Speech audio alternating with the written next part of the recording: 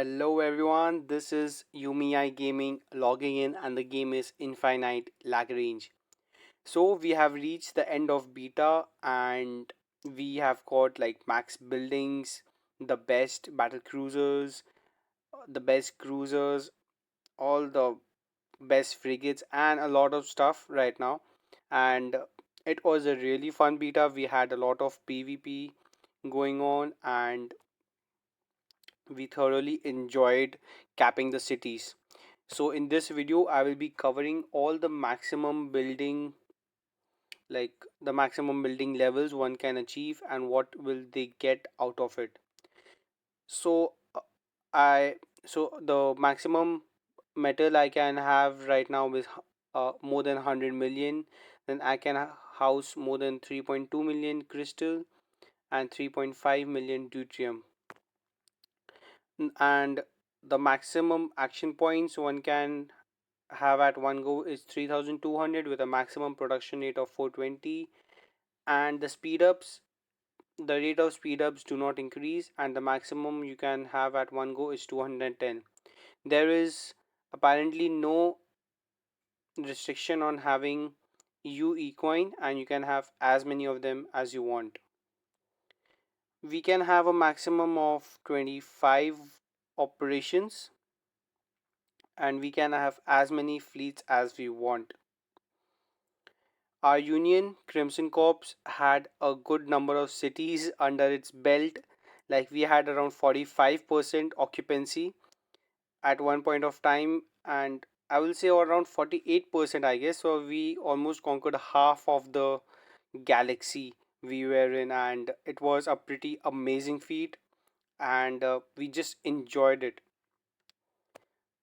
We, of course, did not bully anyone, we were always retaliating to any aggressor.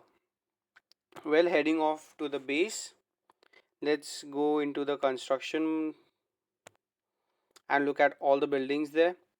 So we have our control center at 8, and it provides the action of good the main action point recovery is provided by the control center.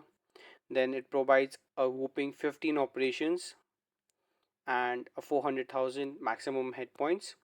So I'll be going through the buildings really fast, so please do keep up. The space habitat has a maximum production yield of UE coin of 19,000. Then the logistics have 20,500 action points and 5 operations. The trade post has a 20% better exchange ratio, and then the outpost command center has maximum 8 buildings and 5 basic mining platforms. And then we have the docking command center at 1 maximum advanced building platform and 4 medium mining platforms. Then we head over to the port district, and the basic port can house 50 industrial and 90 military. Warehouse can house 36 million metal, crystal 900,000, and deuterium 900,000. I know this is different from the cap I showed just 1 minute back, but I think it must be some bug because I had docked to a warehouse extender like 3 to 4 days back, and it just rose. I do not know how. The repair dock can have a maximum repair of 10%. The fusion plant can have 18,000 metal, crystal 1000, and deuterium 1000. Then the smelting can have 120,000 metal per hour. Crystal can go up to 3,000 per hour. The military port 1 can go up to 164. Deuterium can go to 1,200 per hour. Industrial port 1 can go to up to 190. Then the maintenance can give us a maximum quick repair module capacity of 5,000 with a quick repair module recovery of 250%. So that is the efficiency of each quick repair module. Then the base defenses, the aircraft hangar can go up to only 50. Military port 2 can go up to 981. The base structure reinforcement go to 150,000. The industrial port 2 can go up to 200. Industrial district, we the capital shipyard 1 can have a production speed of 70%. Frigate can have repair speed of 5%. Then the utility ship dockyard facility can also have only 5%. Then the capital shipyard 22 has also only 70%. Then it is basically the same as we see it. The repair speed of the specific dockyards can only go up to 5%, and the production of the capital shipyards can only go up to 70%. Then the super capital shipyard also has the same thing, and the battle cruisers and the battleships. Now let us. So I have been playing the game for like 2 weeks, and I pretty much enjoy the game. So let us go through the reviews. So I'll be going a bit tab wise. So first the gameplay. Of course it was beta, and there is like, I wouldn't say that I have any complaints with the developers about the gameplay experience, because it is beta and we will have a lot of bugs. So that's really no issue, because you cannot expect the game to be perfect as soon as it is launched the first time. So but I like the fact that the developers did answer our questions and also resolve the bugs really quick. I have played a lot of games, and the developers at times just do not listen to the players, and the bugs are there for like an eternity, and they just never resolve it. So the devs were like really proactive with the responses, which I really liked. Another thing is that, like, if you go to view,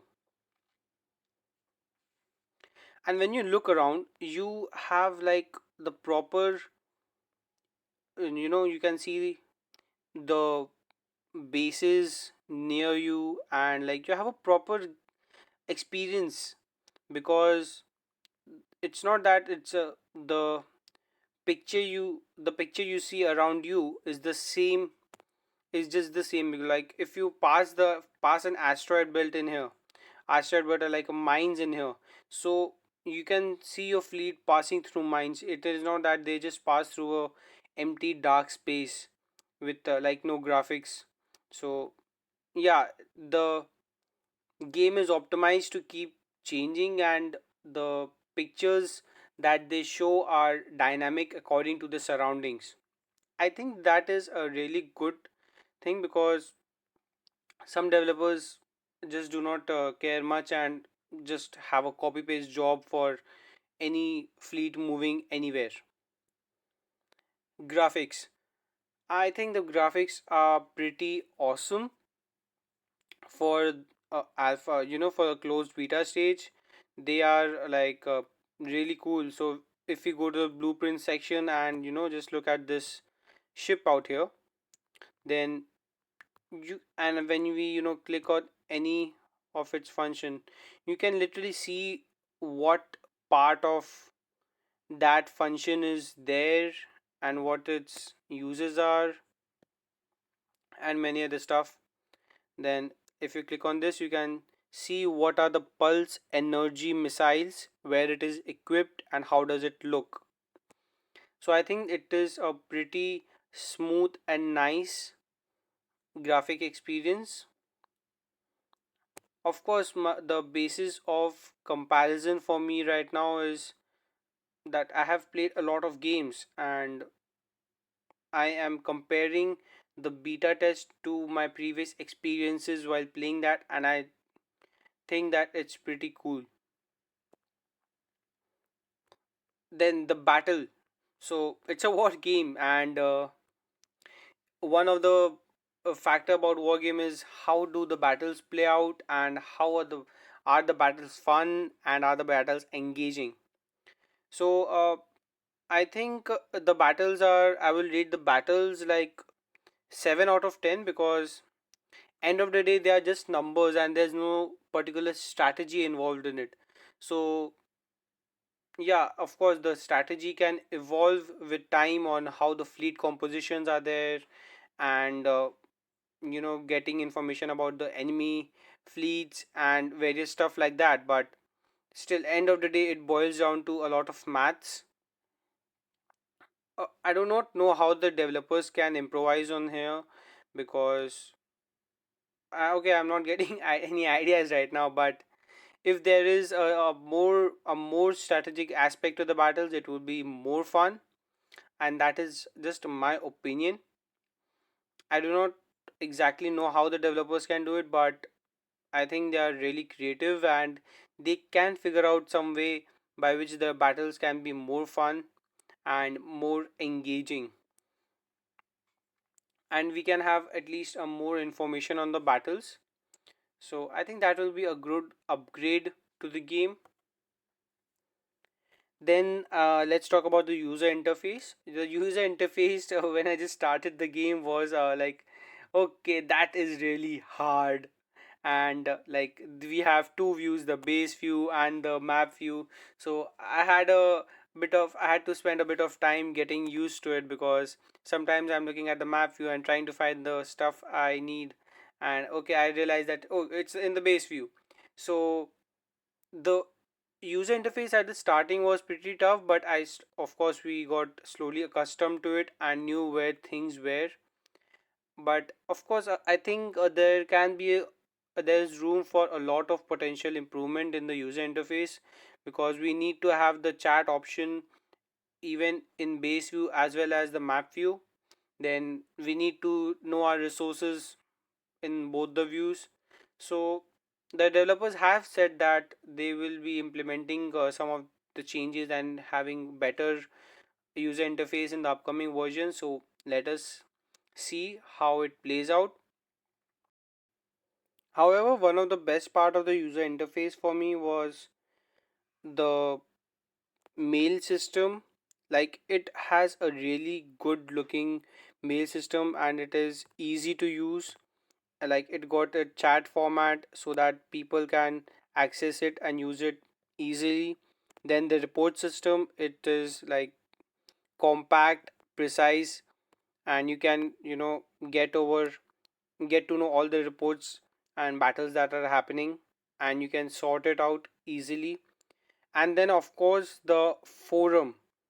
So I think the forum is an awesome addition, because you can, post guides, you can communicate with people, you can post some announcements on the top of the union, on the union board. So I think the forums is an really awesome addition to here. And yeah, so rest overall, in my personal opinion, I will rate the game like 8 out of 10, to be really honest, because it is beta. I'm rating a good number because it is beta, and according to the according to the progress made in beta and the developers enthusiastic responses and interaction, I think 8 out of 10 is a pretty good number. And yeah, so that's my review on it. And if you have and I would love to hear what you have and what you think about how the game was in the closed beta 1. So do post it in the comments below, and we can have a good discussion with on it. Well, thank you for watching. Hope you enjoyed the video, and see you soon.